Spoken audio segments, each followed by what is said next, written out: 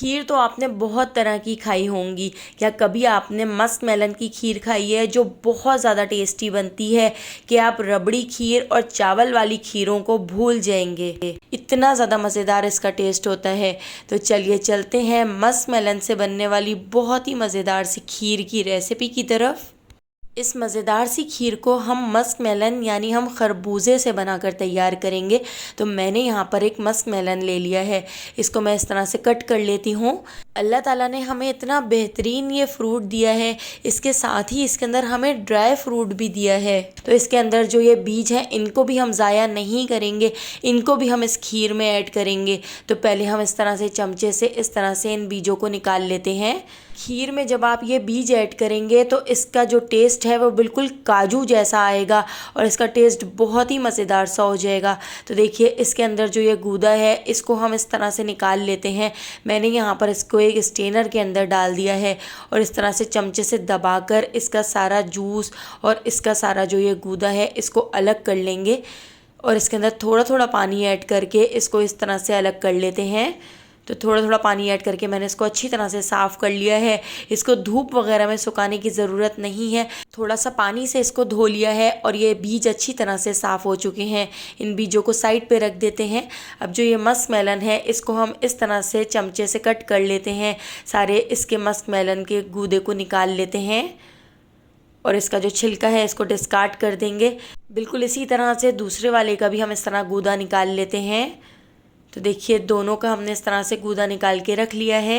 अच्छी तरह से इसके छिलके को साफ़ कर लेते हैं। अब मैंने यहाँ पर एक ब्लेंडर जग ले लिया है। ब्लेंडर जग के अंदर मैं ये सारा मस्क मेलन ऐड कर देती हूँ। ये काफ़ी जूसी होता है। इसके साथ ही देखिए मैंने बीज भी इसके अंदर ही ऐड कर दिए हैं। बीज ऐड करके मैंने इनको पीस लिया है। पीसने के बाद मैंने देखिए यहाँ पे कढ़ाई ले ली है। कढ़ाई के ऊपर स्ट्रेनर से मैं इसको छान लेती हूँ। तो ये हम छान कर ही ऐड करेंगे क्योंकि बीजों के जो छिलके हैं वरना वो मुंह में आएंगे और वो बिल्कुल भी अच्छे नहीं लगेंगे। तो मैंने अच्छी तरह से देखिए इसको इस तरह से छान लेना है। इसके बीजों को जो इसके छिलके हैं उनको अलग कर लेना है। तो दोस्तों यहाँ पर मैं आपको याद दिलाती चलूँ, अगर आपको मेरी रेसिपी अच्छी लग रही है तो लाइक करना बिल्कुल भी मत भूलिएगा और अगर रेसिपी अच्छी नहीं लग रही है तो आप इसको डिसलाइक भी कर सकते हैं। तो देखिए इस तरह से मैंने इसको छान लिया है और इसके छिलकों को अलग कर लिया है। छिलकों को हटा देते हैं। अब आपका ये खरबूजा अगर मीठा है तो आप इसमें कम चीनी ऐड कर लें। मैं इसके अंदर 2 टेबल स्पून चीनी ऐड कर रही हूँ। खरबूजे पर डिपेंड करता है कि वो कितना मीठा है, उसी हिसाब से आप इसमें चीनी ऐड कर सकते हैं। तो चीनी को इसमें मिक्स कर लेते हैं। इसके साथ ही मैंने यहाँ पर ले लिया है कस्टर्ड पाउडर।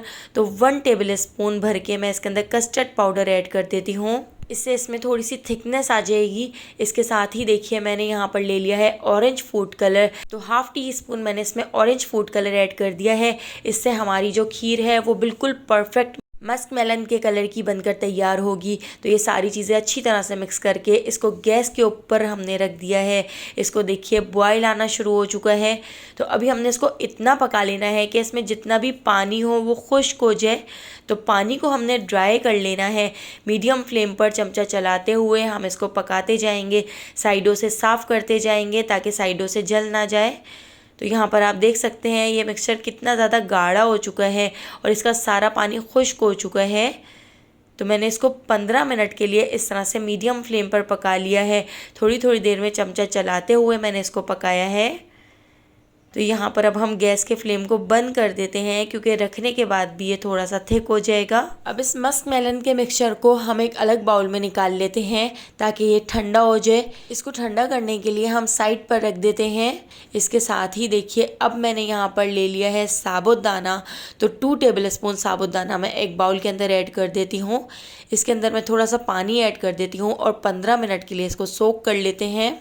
अब हमने यहाँ पर एक कढ़ाई ले ली है। कढ़ाई के अंदर मैंने ऐड कर दिया है आधा ग्लास पानी और जो हमने साबुदाना सोक करने के लिए रखा था देखिए कितना ज़्यादा सॉफ्ट हो चुका है। साबुदाना मैंने इस पानी के अंदर ऐड कर दिया है। इसको हम पका लेते हैं। इसको हम ट्रांसपेरेंट होने तक पकाएंगे। तो देखिए यहाँ पर साबुदाना भी ट्रांसपेरेंट हो चुका है। इसके साथ ही मैं इसके अंदर ऐड कर देती हूँ 4 टेबल स्पून चीनी। चीनी हम मस्क मेलन में भी ऐड कर चुके हैं। तो चीनी आप अपने टेस्ट के हिसाब से कम या ज़्यादा ऐड कर सकते हैं। मैंने इसमें 4 टेबल स्पून चीनी ऐड की है। इसको भी हमने अच्छी तरह से मिक्स कर लिया है। इसके साथ ही अब हम इसके अंदर ऐड कर देते हैं आधा किलो दूध, यानी मैंने इसके अंदर 1.5 गिलास के करीब दूध ऐड किया है। और दूध ऐड करके हम इसको अच्छी तरह से मिक्स कर लेते हैं। और इसके साथ ही जो हमने मस्क मेलन का मिक्सचर बनाकर तैयार किया था, तो आधा मिक्सचर मैं इसके अंदर ऐड कर देती हूँ, क्योंकि मैं यहाँ पर आधा किलो दूध के हिसाब से बना रही हूँ। अगर आप 1 किलो दूध के हिसाब से बनाएं तो मस्क मेलन का पूरा मिक्सचर आप इसके अंदर ऐड कर सकते हैं। तो आधे मिक्सचर से मैं इसकी आइसक्रीम बनाकर तैयार करूँगी और उस आइसक्रीम की रेसिपी मैं आपसे कल शेयर करूँगी। तो देखिए मैंने इसको अच्छी तरह से मिक्स कर लिया है। अब हमने इसको इतना पका लेना है कि ये थोड़ा सा थिक हो जाए।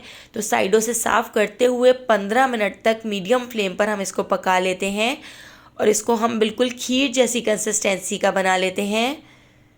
तो देखिए कितनी अच्छी तरह से ये पक रहा है और ये काफ़ी थिक भी हो चुका है। अभी आगे हम इसको थोड़ा सा और थिक कर लेते हैं। बस इससे ज़्यादा थिक नहीं करेंगे क्योंकि रखने के बाद भी ये काफ़ी गाढ़ा हो जाएगा। तो अब हम इसको सर्विंग डिश में ट्रांसफ़र कर लेते हैं। अभी ये थोड़ा पतला लग रहा है, लेकिन जब हम इसको फ्रिज में रखेंगे तो ये थोड़ा सा थिक हो जाएगा। इसके साथ ही देखिए मैंने इसके ऊपर बादाम ऐड कर दिए हैं। आप अपनी मर्ज़ी से इसकी गार्निशिंग कर सकते हैं। तो देखिए मैंने इसको 2 घंटे के लिए फ्रिज के अंदर रख दिया था। ये अच्छी तरह से ठंडा हो चुका है। मस्क मेलन की ये खीर ठंडी ठंडी खाने में बहुत ही ज़्यादा टेस्टी लगती है। एक बार इसको ज़रूर ट्राई कीजिएगा, आपको इतनी पसंद आएगी कि सारी खीरों को आप भूल जाएंगे, सारे डिज़र्ट आप भूल जाएंगे। इतनी मज़ेदार ये खीर बनकर तैयार होती है। तो रेसिपी पसंद आई हो तो लाइक, शेयर और सब्सक्राइब करना बिल्कुल भी मत भूलिएगा और बेल आइकॉन के नोटिफिकेशन को ज़रूर ऑन कीजिएगा, क्योंकि डेली मैं आपके लिए बहुत ही मज़ेदार सी रेसिपीज़ लेकर आती हूँ। तो उन सारी रेसिपीज़ का नोटिफिकेशन आपको फ़ौरन मिल सकेगा और आप मेरी सारी वीडियोज़ वॉच कर सकेंगे। तो आने वाली वीडियो तक मुझे दीजिए इजाज़त। अल्लाह हाफ़िज़।